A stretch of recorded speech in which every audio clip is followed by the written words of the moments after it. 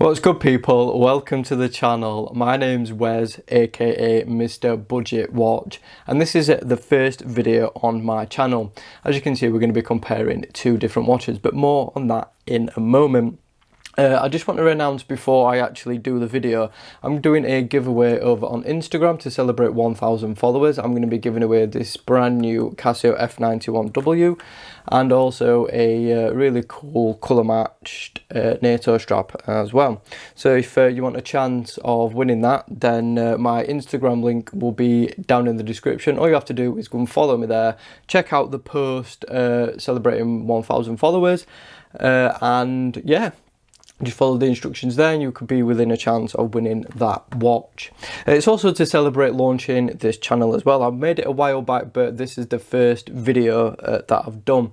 So yeah, really glad to be making videos. I've got a website as well if you want to check that out. There's reviews of both these watches, links in the description if you want to see the individual reviews. But we're going to be comparing them today and seeing which one of these is better. So what we have is the Benyar Tudor Homage and also the Pagani Tudor Homage. Both are homaging the exact same watch. So which one is better? That's what we're going to find out today.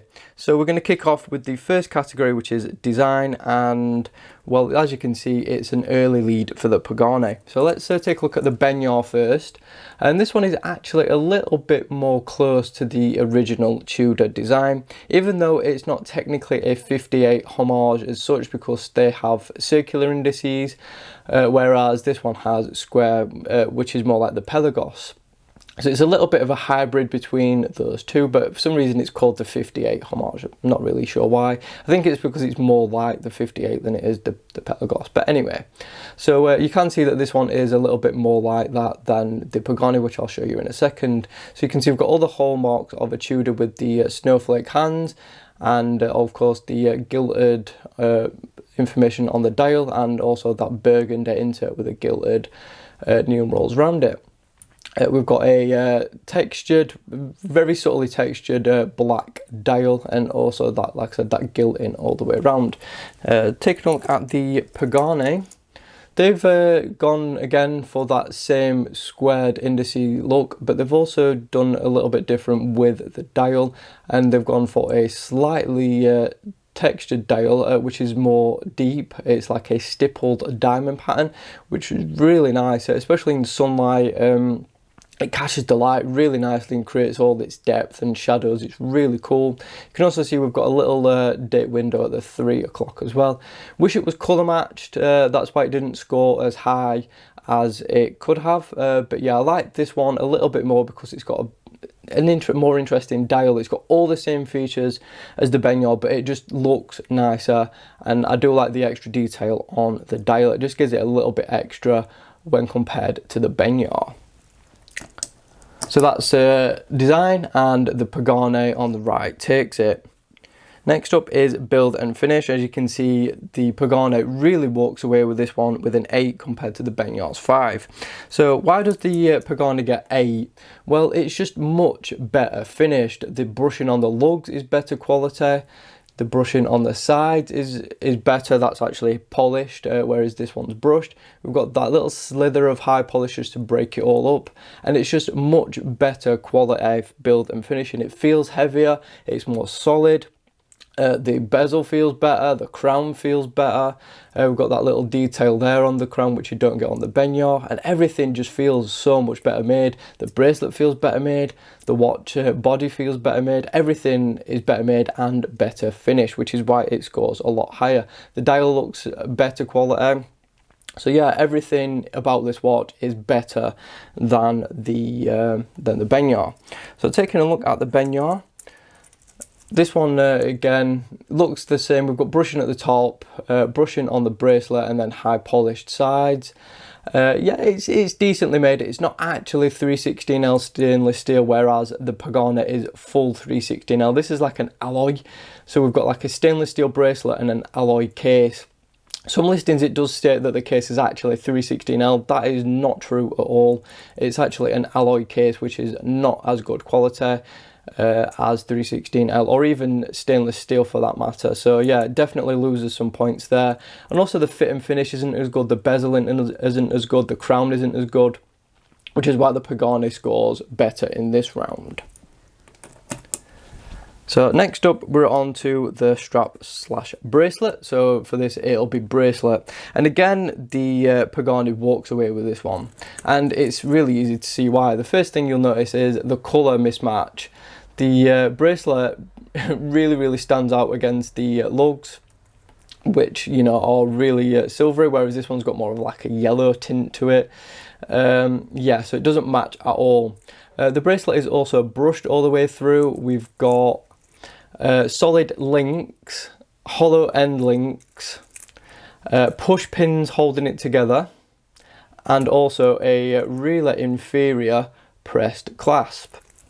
It is brushed and signed, which does give it a little bit extra, but yeah, it's definitely an inferior bracelet. It's not as well made, and yeah, the quality isn't just as good as the Pagani.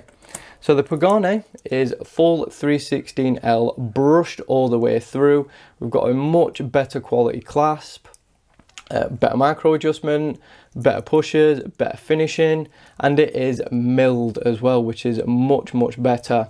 The links are also solid and screwed as well instead of push pins, which again just makes it much better. It's also got solid end links as well. So the bracelet is far superior to that one. It's better built and feels more robust, and it's better finished throughout, so which is why it scores more. Next up is comfort, and again, the Pagani scores better. As I mentioned already, the bracelet isn't that good on this one, and it's not as comfortable either. Even though the bracelets are similar in design, the Pagani is just better. It's much more comfortable to wear. Even though the watch head and everything is pretty much identical, the Pagani just seems to wear a little bit better thanks to a better designed bracelet. So whereas this one, it's pretty standard, nothing really too much special.